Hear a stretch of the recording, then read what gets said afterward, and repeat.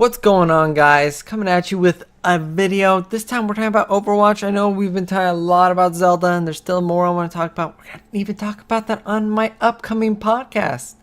Can you believe it? Big Zelda fans there. But Overwatch, new characters coming out. We're going to see sometimes when new characters are releasing these type of competitive, especially team-based games, it sometimes has a drastic change in what the meta will be and kind of the effect. These are kind of my initial thoughts. The character is still early out. Maybe I don't have the correct thoughts. I'm not always right on this, but generally I get a good vibe. So Orisa is the latest addition. It's a tank character, kind of a centaur-esque character. I probably don't have the exact kind of mythological creature down to the T, but we all know what it is. It is a tank character that has a fortify ability, a shield, a gravity ability, and a projectile minigun. Now, my thoughts on the character is not actually that great. This character overall is pretty squishy just because it seems like a lot of people have been talking about. I don't have the official numbers yet. I think people are still doing data mining. I would love to see it myself, but she has a huge head hitbox, makes her really squishy to characters, especially snipers, especially because her movement speed is so slow. She has almost no mobility in her kit.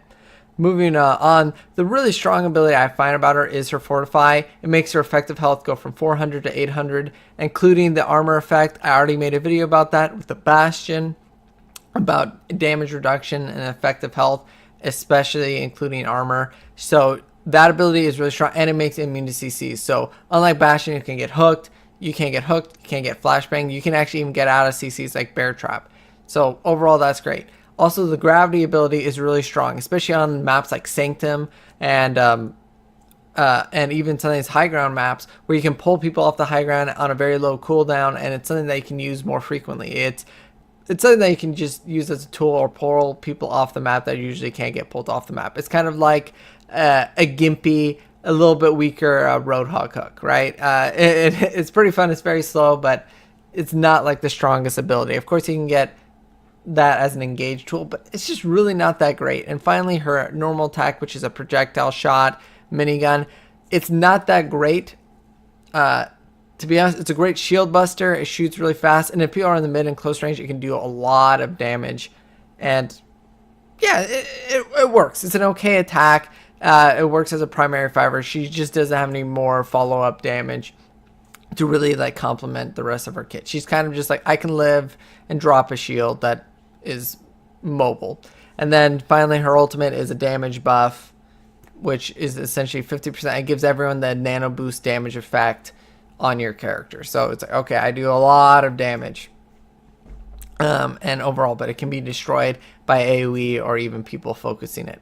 So why does this character not feel strong? Well, it feels just kind of clunky, her kit, even just the animations. It seems like her reload animation is really long, her melee animation is really long, and she can't really seem to deal with dive comps whatsoever. She's, very squishy, as I was saying earlier, to snipers or even people that shoot her in the head. Even Tracer won't be winning her. Is very simple, and she just melts. So dive comp, she can't really stop these people that dive in on her supports. A lot of other characters can. Zarya can quickly bubble up a teammate, absorb the damage for them. Reinhardt can be swinging around if he's near his supports with a shield. Roadhog can hook, do a CC. He also has a lot of burst potential. Let's say a Winston jumps in, he can get that person off of them. D.Va can charge and has the mobility. All of these tanks have ways to kind of counteract or be aggressive on these people that, dive in aggressively on their supports or backlines. So she doesn't really have an answer for the current meta of dive comp. I think a lot of her strength, the damage boost and shield breaking, because it's a projectile and doesn't have damage reduction from a far distance, she is very good against Ryan shield or other shield comps. I find this is kind of, she deals with like a kind of a mid-range comp. She's very bad against dive. She's takes a while to get good in the team fight because she can't like do bursts of damage. She's always a flat, consistent damage, so she's not able to like boom explode on someone. So that is a huge weakness for her that is just lacking. So she doesn't have that burst damage that a lot of other tanks have, or even the same high burst consistent damage kind of like a Zarya can have. So let's talk about tools that even a lot of tanks have that are kind of engage based. So Winston and D.Va, Both highly mobile, great, on maps like Numbani, and also they can absorb damage with shields or defense matrix. Of course, she has it too, but they have a high mobility, so they can quickly engage on someone. Very efficient in dive comps, very good on certain maps where you need a quick engage, dive on the supports. If you coordinate with the Genji and Tracer, you can do a lot of damage and just explode on someone. This character's too slow for that. You don't really get that efficiency. And when you use her abilities, they're kind of one-time uses, especially her shield, where, Reinhardt's is mobile with him. Hers is based on that really long cooldown. So there's that effect. She doesn't have the mobility that, two of the tanks have. All right, then compared to Roadhog, she doesn't have the burst potential. That guy has got a one-shot mechanic. He's got a CC. That's another great engage tool. If you land a hook, you can have your team dive in and just be really strong and really effective. Amazing character. Roadhog has been very strong in multiple metas for that reason. He just has such a strong, potent abilities, like just part of his kit. Simple as that. Then we talk about Reinhardt. Reinhardt has just been just kind of like an iron wall, just a guy who's just always been there. His shield is the highest health shield. Is very big. He can move it around. The player has free control of it. The cooldown is essentially just the regen of it, so it's up all the time. The problem with Orisa is not only is her shield tiny, but when she's placed it, it's down. You can't move it. There's a lot of danger and also complications. Of course, there's the benefit of I can move away. I don't need to be holding the shield for it to have its use, and I can be firing. So you can be having that effect. But overall, you don't have the same utility that a Reinhardt shield has. And that's something that's really that actually comes to harm her.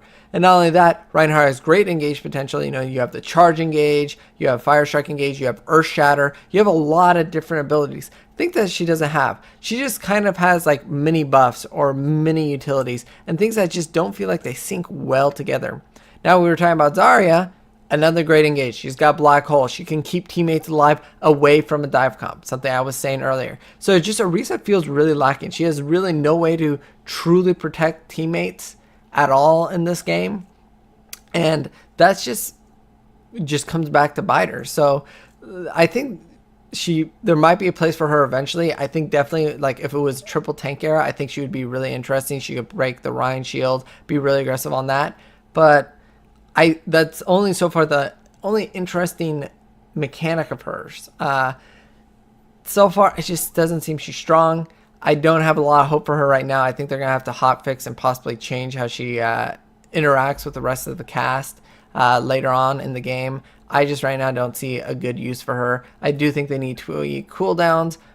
I think maybe they need to nerf the left shift, buff her shield, and buff her maybe like how her damage output is done. Overall, though, not very impressed with this new character. Overall, just a weak, squishy tank. And that's, I think, the best way to describe her. So thank you guys for watching this video. This is my initial thoughts and my thinking of Orisa. Let me know what you guys think down below in the comments. Please like the video and subscribe to the channel. Bye, guys.